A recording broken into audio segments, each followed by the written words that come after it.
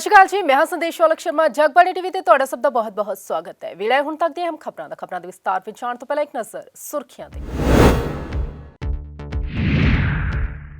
ਚੰਡੀਗੜ੍ਹ ਵਿੱਚ ਯੂਥ ਕਾਂਗਰਸ ਨੇ ਕੀਤਾ ਪ੍ਰਦਰਸ਼ਨ, ਸੀਐਮ ਚੰਨੀ ਵੀ ਪਹੁੰਚੇ ਪ੍ਰਦਰਸ਼ਨ ਵਿੱਚ।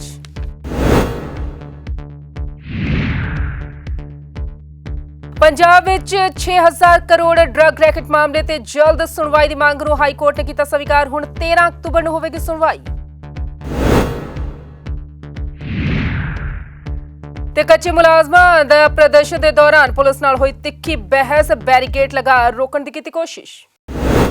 ਤੇ ਹੁਣ ਖਬਰਾਂ ਵਿਸਤਾਰ ਨਾਲ। ਖਬਰਾਂ ਦੀ ਸ਼ੁਰੂਆਤ ਦੇ ਵਿੱਚ ਸਭ ਤੋਂ ਪਹਿਲਾਂ ਗੱਲ ਕਰਦੇ ਹਾਂ ਯੂਥ ਕਾਂਗਰਸ ਵੱਲੋਂ ਕੀਤੇ ਗਏ ਪ੍ਰਦਰਸ਼ਨ ਦੀ। ਤਾਂ ਤੁਹਾਨੂੰ ਦੱਸ ਦਈਏ ਕਿ ਚੰਡੀਗੜ੍ਹ ਦੇ ਵਿੱਚ ਯੂਥ ਕਾਂਗਰਸ ਵੱਲੋਂ ਪ੍ਰਦਰਸ਼ਨ ਕੀਤਾ ਗਿਆ। ਲਖੀਮਪੁਰ ਘਟਨਾ ਨੂੰ ਲੈ ਕੇ ਪ੍ਰਦਰਸ਼ਨ ਕੀਤਾ ਗਿਆ। ਇਸ ਦੌਰਾਨ ਪੰਜਾਬ ਦੇ ਮੁੱਖ ਮੰਤਰੀ ਚਰਨਜੀਤ ਸਿੰਘ ਚੰਨੀ ਵੀ ਮੌਜੂਦ ਰਹੀ ਤੇ ਉਹਨਾਂ ਨੇ ਇਸ ਦੌਰਾਨ ਸਖਤ ਸ਼ਬਦਾਂ ਦੇ ਵਿੱਚ ਮੰਗ ਕੀਤੀ ਹੈ ਕਿ ਜਿਸ ਨੇ ਵੀ ਇਸ ਘਟਨਾ ਨੂੰ ਅੰਜਾਮ ਦਿੱਤੀ ਹੈ ਉਸ ਦੇ ਖਿਲਾਫ ਸਖਤ ਤੋਂ ਸਖਤ ਕਾਰਵਾਈ ਹੋਣੀ ਚਾਹੀਦੀ ਹੈ। ਨਾਲੋਂ ਨਾਲ ਇਸ ਦੌਰਾਨ ਉਹਨਾਂ ਨੇ बीजेपी ਨੂੰ ਲੈ ਕੇ ਵੀ ਕਈ ਤਰ੍ਹਾਂ ਦੇ सवाल खड़े किए।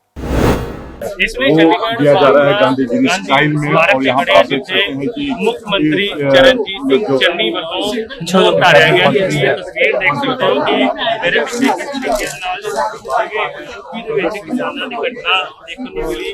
ਕਈ ਕਿਸਾਨ ਜਿਹੜੇ ਉੱਥੇ ਮਾਰੇ ਗਏ। ਉਸ ਤੋਂ ਬਾਅਦ ਜਿਹੜਾ ਹੈ ਇਹ ਹੁਣ ਮੁੱਖਮੰਤਰੀ ਚरणजीत सिंह ਚੰਨੀ ਇੱਥੇ ਪਹੁੰਚੇ। ਉਹਨਾਂ ਦੇ ਨਾਲ ਕਈ ਕੈਬਨਿਟ ਵਜ਼ੀਰ ਜਿਹੜੇ ਹਨ ਉਹ ਵੀ ਮੌਜੂਦ ਹਨ। ਮਨਪ੍ਰੀਤ ਸਿੰਘ ਬਾਦਲ ਮੌਜੂਦ ਹਨ, ਰਾਜਪਾਲ ਕਈ ਸਿੰਘ ਭਾਜਪਾ ਤਾਂ ਜਾਹਿਰ ਗੱਲ ਹੈ ਇਸ ਤਰੀਕੇ ਦੇ ਨਾਲ ਕਿਸਾਨਾਂ ਦੀ ਤਸ਼ੱਦਦ ਪਾਈ ਗਈ। ਤਾਂ ਹੁਣ ਮੋਲ ਕਰਕੇ ਆਪਣਾ ਮੁੱਖ ਮੰਤਰੀ ਦੇ तमाम विधायक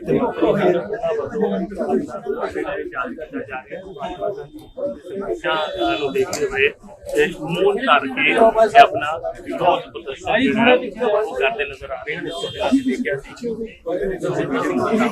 कई विधायक जोड़े हैं वो भी श्री जय सन उन्होंने अपना रोष जो प्रगट किया। एक अलग तरीके मुख्यमंत्री पंजाब से उन्होंने पूरी वजारत जी है वो मौन तार के लखीमपुर खीरी ਜਿਹੜੇ ਕਿਸਾਨਾਂ ਦੀ ਮੌਤ ਹੋਈ ਹੈ ਉਸ ਨੂੰ ਲੈ ਕੇ ਆਪਣਾ ਰੋਸ ਪ੍ਰਦਰਸ਼ਨ ਜਿਹੜਾ ਹੈ ਉਹ ਜ਼ਾਹਿਰ ਕਰ ਰਹੇ ਹਨ। ਕੈਮਰਾਮੈਨ ਅਮਨ ਦੇ ਨਾਲ ਨਵੀਨ ਸੇਠੀ, ਪੰਜਾਬ ਕੇਸਰੀ, ਚੈੱਕ। ਪੰਜਾਬ ਦੇ ਬਹੁਚਰਚਿਤ 6000 ਕਰੋੜ ਡਰੱਗ ਰੈਕਟ ਮਾਮਲੇ ਤੇ ਸੁਣਵਾਈ ਨੂੰ ਲੈ ਕੇ ਲਗਾਤਾਰ ਚਰਚਾਵਾਂ ਦਾ ਬਾਜ਼ਾਰ ਗਰਮ ਹੈ ਤੇ ਸੁਣਵਾਈ ਦੀ ਮੰਗ ਕੀਤੀ ਜਾ ਰਹੀ ਸੀ। ਤਾਂ ਤੁਹਾਨੂੰ ਦੱਸਦੀ ਕਿ ਇਸ ਤੇ ਜਲਦ ਸੁਣਵਾਈ ਦੀ ਮੰਗ ਨੂੰ ਹਾਈ ਕੋਰਟ ਨੇ ਸਵੀਕਾਰ ਕਰ ਲਿਆ ਹੈ ਤੇ ਇੱਥੇ ਤੁਹਾਨੂੰ ਇਹ ਵੀ ਦੱਸਣਾ ਬਹੁਤ ਜ਼ਰੂਰੀ ਹੈ ਕਿ ਇਸ ਤੇ ਸੁਣਵਾਈ ਹੁਣ 13 ਅਕਤੂਬਰ ਨੂੰ ਹੋਵੇਗੀ। ਪੰਜਾਬ ਦੇ 6000 ਕਰੋੜ ਦੇ ਡਰੱਗ ਰੈਕਟ ਮਾਮਲੇ ਦੀ ਛੇਤੀ ਸੁਣਵਾਈ ਦੀ ਮੰਗ ਨੂੰ ਲੈ ਕੇ ਐਡਵੋਕੇਟ ਨਵਕਿਰਨ ਸਿੰਘ ਨੇ ਹਾਈ ਕੋਰਟ ਵਿੱਚ ਜੋ ਅਰਜ਼ੀ ਦਾਇਰ ਕੀਤੀ ਸੀ ਉਸ ਨੂੰ ਹਾਈ ਕੋਰਟ ਨੇ ਸਵੀਕਾਰ ਕਰ ਲਿਆ ਤੇ ਇਸ ਕੇਸ ਦੀ ਸੁਣਵਾਈ 13 ਅਕਤੂਬਰ ਤੋਂ ਸ਼ੁਰੂ ਕਰਨ ਦੇ ਹੁਕਮ ਦਿੱਤੇ ਗਏ ਨੇ। ਐਡਵੋਕੇਟ ਨਵਕਿਰਨ ਸਿੰਘ ਨੇ ਇਸ ਮਾਮਲੇ ਦੀ ਛੇਤੀ ਸੁਣਵਾਈ ਲਈ ਅਰਜ਼ੀ ਦਿੱਤੀ ਸੀ। ਨਵਕਿਰਨ ਸਿੰਘ ਨੇ ਪਹਿਲਾਂ ਹਾਈ ਕੋਰਟ ਤੋਂ ਇਹ ਸਾਰੀਆਂ ਰਿਪੋਰਟਾਂ ਖੋਲ੍ਹਣ ਦੀ ਮੰਗ ਕੀਤੀ ਸੀ ਜਿਸ ਤੇ ਹਾਈ ਕੋਰਟ ਨੇ ਕੇਂਦਰ ਸਰਕਾਰ ਅਤੇ ਪੰਜਾਬ ਸਰਕਾਰ ਨੂੰ ਨੋਟਿਸ ਭੇਜ ਕੇ ਜਵਾਬ ਦੇਣ ਦੇ ਆਦੇਸ਼ ਦਿੱਤੇ ਹਨ। ਮੰਗਲਵਾਰ ਨੂੰ ਹਾਈ ਕੋਰਟ ਨੇ ਨਵਕਿਰਨ ਸਿੰਘ ਦੀ ਅਰਜ਼ੀ ਨੂੰ ਸਵੀਕਾਰ ਕਰਦੇ ਹੋਏ ਹੁਣ ਇਸ ਮਾਮਲੇ ਦੀ ਸੁਣਵਾਈ ਨਵੰਬਰ ਦੀ ਬਜਾਏ 13 ਅਕਤੂਬਰ ਤੋਂ ਸ਼ੁਰੂ ਕਰਨ ਦੇ ਆਦੇਸ਼ ਦਿੱਤੇ ਹਨ। ਪੰਜਾਬ ਦੇ ਵਿੱਚ ਧਰਨੇ ਪ੍ਰਦਰਸ਼ਨਾਂ ਦਾ ਦੌਰ ਲਗਾਤਾਰ ਜਾਰੀ ਹੈ ਤੇ ਕੱਚੇ ਮੁਲਾਜ਼ਮ ਪਿਛਲੇ ਕਾਫੀ ਸਮੇਂ ਤੋਂ ਧਰਨੇ ਪ੍ਰਦਰਸ਼ਨ ਕਰ ਰਹੇ ਨੇ। ਉਹਨਾਂ ਦੀ ਮੰਗ ਹੈ ਕਿ ਉਹਨਾਂ ਨੂੰ ਜਲਦ ਤੋਂ ਜਲਦ ਪੱਕਾ ਕੀਤਾ ਜਾਵੇ ਪਰ ਸਰਕਾਰ ਹੈ ਕਿ ਇਹਨਾਂ ਦੀ ਮੰਗ ਨੂੰ ਲਗਾਤਾਰ ਦਰਕਿਨਾਰ ਕਰ ਰਹੀ ਹੈ ਤੇ ਇਸੇ ਦੇ ਚੱਲਦੇ ਇੱਕ ਵਾਰ ਫਿਰ ਤੋਂ ਸੜਕਾਂ ਤੇ ਉਤਰੇ ਕੱਚੇ ਕਰਮਚਾਰੀ। ਉਹਨਾਂ ਨੇ ਇਸ ਦੌਰਾਨ ਪੁਲਿਸ ਦੇ ਨਾਲ ਤਿੱਖੀ ਬਹਿਸ ਵੀ ਕੀਤੀ।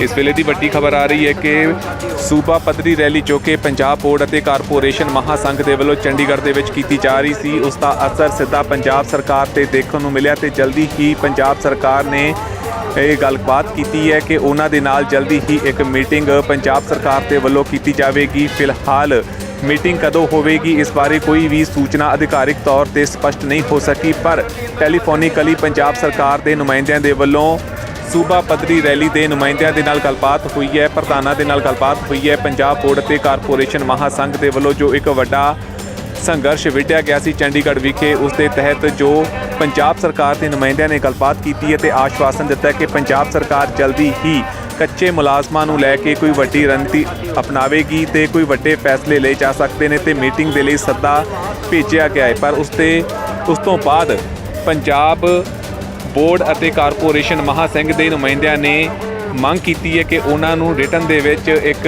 ਜੋ ਮਿਤੀ ਹੈ, ਜੋ ਤਰੀਕ ਉਹ ਪੰਜਾਬ ਸਰਕਾਰ ਦੇ ਵੱਲੋਂ ਗੱਲਬਾਤ ਦੇ ਲਈ ਭੇਜੀ ਜਾਣੀ ਹੈ, ਰਿਟਨ ਦੇ ਵਿੱਚ ਉਹਨਾਂ ਨੂੰ ਦਿੱਤਾ ਜਾਵੇ, ਜਿਸ ਤੋਂ ਬਾਅਦ ਉਹ ਗੱਲਬਾਤ ਕਰਨ ਲਈ ਤਿਆਰ ਹੋਣਗੇ। ਦੱਸ ਦਈਏ ਕਿ ਸੂਬਾ ਪੱਧਰੀ ਰੈਲੀ ਜੋ ਕਿ ਚੰਡੀਗੜ੍ਹ ਦੇ ਵਿੱਚ ਆਗਾਜ਼ ਅੱਜ ਕੀਤਾ ਗਿਆ ਸੀ ਤੇ ਇਹਨਾਂ ਦਾ ਮੁੱਖ ਏਜੰਡਾ ਸੀ ਕਿ ਅੱਜ ਪੰਜਾਬ ਦੇ ਮੁੱਖ ਮੰਤਰੀ ਚਰਨਜੀਤ ਸਿੰਘ ਚੰਨੀ ਦੀ ਰਿਹਾਇਸ਼ ਦਾ ਘਿਰਾਓ ਕੀਤਾ ਜਾਵੇਗਾ। ਪਰ ਉਸ ਤੋਂ ਪਹਿਲਾਂ ਹੀ ਪੰਜਾਬ ਸਰਕਾਰ ਦੇ ਵੱਲੋਂ ਇੱਕ ਰਾਹਤ ਭਰਿਆ ਸੁਨੇਹਾ ਪੰਜਾਬ ਬੋਰਡ ਅਤੇ ਕਾਰਪੋਰੇਸ਼ਨ ਮਹਾਸੰਘ ਨੂੰ ਦਿੱਤਾ ਗਿਆ ਤੇ ਆਸ਼ਵਾਸਨ ਦਿੱਤਾ ਗਿਆ ਕਿ ਪੰਜਾਬ ਸਰਕਾਰ ਉਹਨਾਂ ਦੀਆਂ ਮੁਸ਼ਕਲਾਂ ਸੁਣਨ ਦੇ ਲਈ ਤਿਆਰ ਨੇ ਅਤੇ ਮੀਟਿੰਗ ਜਲਦੀ ਹੀ ਫਿਕਸ ਕੀਤੀ ਜਾਵੇਗੀ। ਫਿਲਹਾਲ ਮੀਟਿੰਗ ਕਦੋਂ ਹੋਵੇਗੀ ਇਸ ਬਾਰੇ ਕੋਈ ਵੀ ਅਧਿਕਾਰਿਕ ਤੌਰ ਤੇ ਪੁਸ਼ਟੀ ਨਹੀਂ ਹੋਈ, ਪਰ ਨਾਲ ਦੀ ਨਾਲ ਹੀ ਪੰਜਾਬ ਬੋਰਡ ਤੇ ਕਾਰਪੋਰੇਸ਼ਨ ਮਹਾਸੰਘ ਦੇ ਨੁਮਾਇੰਦਿਆਂ ਨੇ ਆਪਣੀ ਅਪੀਲ ਕੀਤੀ ਹੈ ਪੰਜਾਬ ਸਰਕਾਰ ਨੂੰ ਕਿ ਉਹ ਰਿਟਨ ਦੇ ਵਿੱਚ ਉਹਨਾਂ ਨੂੰ ਦੇਣ ਕਿ ਉਹਨਾਂ ਦੀ ਜੋ ਮੀਟਿੰਗ ਪੰਜਾਬ ਸਰਕਾਰ ਦੇ ਨੁਮਾਇੰਦਿਆਂ ਦੇ ਨਾਲ ਹੋਵੇਗੀ। ਪਰ ਹੁਣ ਵੇਖਣਾ ਹੋਵੇਗਾ ਕਿ ਪੰਜਾਬ ਸਰਕਾਰ ਕਦੋਂ ਇਹਨਾਂ ਕੱਚੇ ਮੁਲਾਜ਼ਮਾਂ ਦੀਆਂ ਮੰਗਾਂ ਨੂੰ ਪ੍ਰਵਾਨ ਕਰਦੀ ਹੈ, ਕੀ ਰਣਨੀਤੀ ਲੈ ਕੇ ਆਉਂਦੀ ਹੈ, ਕਿਸ ਤਰ੍ਹਾਂ ਦਾ ਭਰੋਸਾ ਇਹਨਾਂ ਨੂੰ ਦਿੱਤਾ ਜਾਵੇਗਾ। ਜੋ ਵੀ ਅਗਲੀ ਅਪਡੇਟ ਹੋਵੇਗੀ ਉਹ ਤੁਹਾਡੇ ਨਾਲ ਜਲਦੀ ਹੀ ਸਾਂਝੀ ਕੀਤੀ ਜਾਵੇਗੀ। ਤੁਸੀਂ ਬਣੇ ਰਹੋ ਜਗਬਾਣੀ ਟੀਵੀ ਦੇ ਨਾਲ।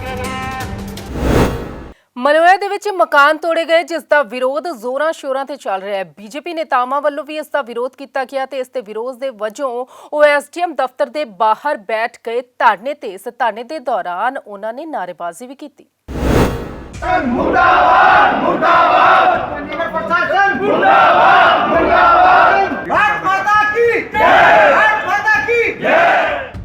ਚੰਡੀਗੜ੍ਹ ਦੇ ਮਲੋਇਆ ਖੇਤਰ ਦੇ ਵਿੱਚ ਮਕਾਨ ਤੋੜੇ ਜਾਣ ਦੇ ਖਿਲਾਫ ਅੱਜ ਐਸਡੀਐਮ ਸਾਊਥ ਆਫਿਸ ਦੇ ਬਾਹਰ ਭਾਜਪਾ ਵੱਲੋਂ ਮਹਾਮੰਤਰੀ ਰਾਮਵੀਰ ਭੱਟੀ ਦੀ ਅਗਵਾਈ ਦੇ ਵਿੱਚ ਰੋਸ ਮੁਜ਼ਾਹਰਾ ਕੀਤਾ ਗਿਆ, ਜਿਸ ਦੇ ਵਿੱਚ ਚੰਡੀਗੜ੍ਹ ਪ੍ਰਸ਼ਾਸਨ ਦੇ ਖਿਲਾਫ ਨਾਅਰੇਬਾਜ਼ੀ ਕੀਤੀ ਗਈ ਤੇ ਇਸ ਰੋਸ ਮੁਜ਼ਾਹਰੇ ਦੇ ਵਿੱਚ ਸਾਬਕਾ ਮੇਅਰ ਰਾਜੇਸ਼ ਕਾਲੀਆ ਵੀ ਮੌਜੂਦ ਸੀ, ਜੋ ਆਪਣੇ ਸੈਂਕੜੇ ਵਰਕਰਾਂ ਦੇ ਨਾਲ ਐਸਡੀਐਮ ਸਾਊਥ ਦੇ ਮੇਨ ਗੇਟ ਤੇ ਧਰਨੇ ਤੇ ਬੈਠੇ। ਇਸ ਮੌਕੇ ਮਹਾਮੰਤਰੀ ਰਾਮਵੀਰ ਭੱਟੀ ਨੇ ਕਿਹਾ ਕਿ ਚੰਡੀਗੜ੍ਹ ਦੇ ਵਿੱਚ ਅਫਸਰਸ਼ਾਹੀ ਹੈ ਤੇ ਨਵੇਂ ਅਫਸਰ ਇੱਥੇ ਆਉਂਦੇ ਨੇ ਤੇ ਉਹਨਾਂ ਨੂੰ ਨਹੀਂ ਪਤਾ ਹੁੰਦਾ ਕਿ ਚੰਡੀਗੜ੍ਹ ਦੇ ਵਿੱਚ ਕੀ ਨਿਯਮ ਨੇ ਤੇ ਪਿੰਡ ਦੇ ਵਿੱਚ ਤੋੜਫੋੜ ਕਰਨਾ ਲਾਗੂ ਨਹੀਂ ਹੁੰਦਾ ਹੈ ਤੇ ਇਸ ਨੂੰ ਲੈ ਕੇ ਪਹਿਲਾਂ ਹੀ ਵਿਚਾਰ ਚਰਚਾ ਵੀ ਚੱਲ ਰਹੀ ਹੈ ਤੇ ਇਸ ਦੇ ਬਾਵਜੂਦ ਮਲੋਇਆ ਦੇ ਵਿੱਚ ਮਕਾਨ ਤੋੜੇ ਜਾ ਰਹੇ ਨੇ। ऐसा यहाँ पर सभी लोग आए, सारी पार्टी के लोग आए, कोई पार्टी का किसी का अपनी एक व्यक्ति का सवाल नहीं है। हमारा सीधा हमारा तो ये कहना है कि जहाँ कहीं भी गांव के लोगों के साथ धक्का होगा तो हम कम से कम मैं तो उनके साथ खड़ूंगा। अफसर जो हैं लगभग सारे नए हैं, अब सारे अफसर नए हैं। एक बात इनको समझ लेनी चाहिए कि जो ये लोगों ने अपने बाड़े बनाए, पशु के लिए बनाए अपने, चलो अब आबादी बढ़ रही, परिवार बढ़ रहे, तो बाहर बना कर कोई गुनाह नहीं कर दिया इन्होंने। अपनी जगह है और अपनी जगह में अपने घर मकान बना रहे, तो भाई साहब वो लोग तो बाहर से आकर कर यहाँ पर अपने घर मकान सरकार की जगह पर वो बनाते हैं, इन्होंने अपना बना के गुनाह क्या कर लिया। इसलिए प्रशासन के अधिकारी उनसे सबसे हाथ जोड़ करके निवेदन है कि भाई साहब नरेंद्र मोदी जी तो इस टाइम कह रहे हैं कि हम सबको कर देंगे, और जो ये चाहते हैं कि हम जो जिनके मकान बने उनके सिर से छत छीनेंगे, तो भारतीय जनता पार्टी के कार्यकर्ता इसको बर्दाश्त नहीं करेंगे। जहाँ पर भी आपके चैनल के माध्यम से मैं सब अधिकारियों से निवेदन करना चाहता हूँ, कहना चाहता हूँ कि भाई साहब जहाँ कहीं भी चंडीगढ़ के किसी गाँव में आप जो ये धक्काशाही करोगे हम लोग बिल्कुल नहीं चलने देंगे, और हम लोग सबसे पहले हम लोग आकर के खड़ेंगे। आप लोग समझ जाओ, क्योंकि आप सब लोग नए शहर में आकर कभी कोई 2 महीने से आया, 3 महीने से आया, और ये लोग जद्दी लोग हैं, और खासकर जितने मलोई में है ना सारे के सारे जद्दी लोग हैं, तो बाहर से भी आकर के इन्होंने मकान बना रखे, अपने बाड़े हैं, साथ लगते हैं, अपनी ज़मीनें हैं, अपना खेत है, उसमें बना दिया, तो गुनाह नहीं कर दिया, कोई गुनाह नहीं कर दिया। तो आपसे निवेदन ये है कि आप जो धक्का करोगे तो धक्का नहीं होने देने के बिल्कुल भी। जो गिरफ्तारी होगी या कुछ होगा पहले हम लोगों की होगी, बाद में गाँव के लोगों को वहाँ आने देंगे। ਉੱਥੇ ਹੀ ਸਾਬਕਾ ਮੇਅਰ ਰਾਜੇਸ਼ ਕਾਲੀਆ ਦੇ ਮੁਤਾਬਿਕ ਬੀਤੇ 1 ਹਫ਼ਤੇ ਤੋਂ ਉਹਨਾਂ ਦੇ ਵਾਰਡ ਮਲੋਇਆ ਦੇ ਪਿੰਡ ਵਾਲਿਆਂ ਦੇ ਮਕਾਨ ਤੋੜੇ ਜਾ ਰਹੇ ਨੇ ਤੇ ਪਸ਼ੂਆਂ ਨੂੰ ਰਹਿਣ ਲਈ ਜੋ ਥਾਂ ਬਣਾਈ ਹੁੰਦੀ ਹੈ ਉਸ ਨੂੰ ਵੀ ਤੋੜਿਆ ਜਾ ਰਿਹਾ ਹੈ ਤੇ ਬਿਨਾਂ ਕਿਸੇ ਨਿਯਮ ਤੋਂ ਅਜਿਹਾ ਕੀਤਾ ਜਾ ਰਿਹਾ ਹੈ ਤੇ ਇਹ ਸਭ ਐਸਡੀਐਮ ਸਾਊਥ ਦੇ ਕਹਿਣ ਤੇ ਹੋ ਰਿਹਾ ਹੈ। ਇਸ ਲਈ ਉਹ ਇੱਥੇ ਧਰਨੇ ਤੇ ਬੈਠੇ ਨੇ ਤੇ ਕਿਸੇ ਵੀ ਕੀਮਤ ਤੇ ਉਹ ਮਲੋਇਆ ਦੇ ਮਕਾਨ ਟੁੱਟਣ ਨਹੀਂ ਦੇਣਗੇ। 20-20 साल पुरानी जगह है। आज जो हम तानाशाही करते हुए सिर्फ मलोआ अपने क्षेत्र को ही टारगेट करते हुए वो तोड़ने का फरमान जारी कर गया, जो कि गलत है।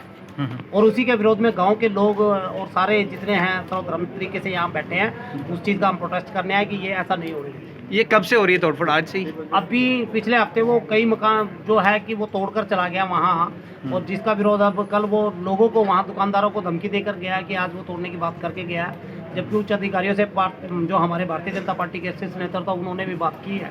अब उसके बावजूद आज रामवीर भट्टी जी के नेतृत्व में हम सब लोग यहाँ पर जो है घेराव करने के लिए आए हैं, अपनी बात मनवाने के लिए। अब मकान भी तोड़े, लेकिन ये 20-20 साल पुराने, 30-30 साल पुराने मकान बने हुए हैं, और अभी ये पॉलिसी का डिसीजन नहीं हुआ।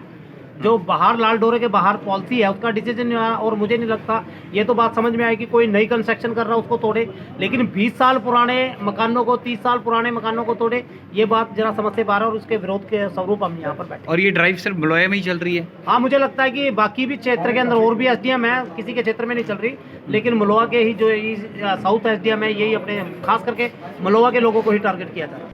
ਚੰਡੀਗੜ੍ਹ ਤੋਂ ਜਗਬਾਣੀ ਟੀਵੀ ਲਈ ਭਗਵਤ ਸਿੰਘ ਦੀ ਰਿਪੋर्ट।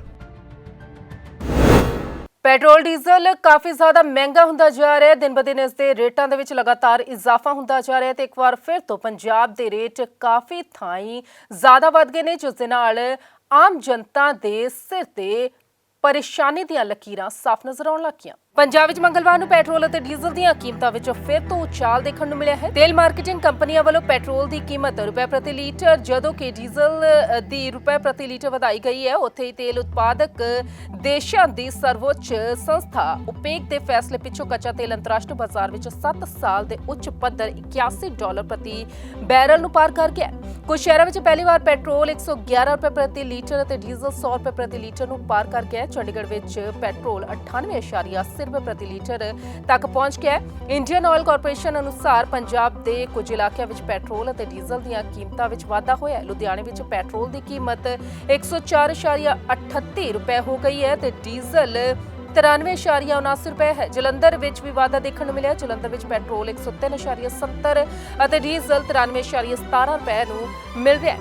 ਮੋਹਾਲੀ ਵਿੱਚ ਪੈਟਰੋਲ ਦੀ ਕੀਮਤ 104.81 ਰੁਪਏ ਤੇ ਡੀਜ਼ਲ ਦੀ ਕੀਮਤ 94.18 ਰੁਪਏ ਤੇ ਪਹੁੰਚ ਗਈ ਹੈ। ਇਸ ਤੋਂ ਇਲਾਵਾ ਅੰਮ੍ਰਿਤਸਰ ਵਿੱਚ ਪੈਟਰੋਲ 104.44 ਰੁਪਏ ਹੋ ਗਿਆ ਤੇ ਡੀਜ਼ਲ 93.85 ਰੁਪਏ ਮਿਲ ਰਿਹਾ। ਉੱਥੇ ਪਟਿਆਲਾ ਵਿੱਚ ਪੈਟਰੋਲ ਦੀ ਕੀਮਤ 104.21 ਤੇ ਡੀਜ਼ਲ ਦੀ ਕੀਮਤ 93.64 ਰੁਪਏ ਹੋ ਗਈ ਹੈ। रुख मौसम का भी कर लैने लगातार कुछ दिन मीह पिया, जिस तो बाद उम्मीद सी कि अक्तूबर महीने दे विच हुण मौसम दे विच बदलाव देखने को मिलेगा, मौसम सुहावना हो जाएगा, थोड़ी ठंडक मिलेगी, पर अजिहा नहीं होया। अज दिन भर चमचमाउंदी धुप ने लोगों को परेशान कर रखा ते गर्मी काफ़ी ज़्यादा पई। तापमान की गल की जाए तो अज वध तो वध तापमान 34.1 डिग्री सैल्सियस ते घट्टो घट्ट तापमान 24.7 डिग्री सैल्सियस दर्ज किया गया। नमी 46% रही। ताज़े इस बुलेटिन दे विच पास नहीं, फिर होगी मुलाकात। सत श्री अकाल।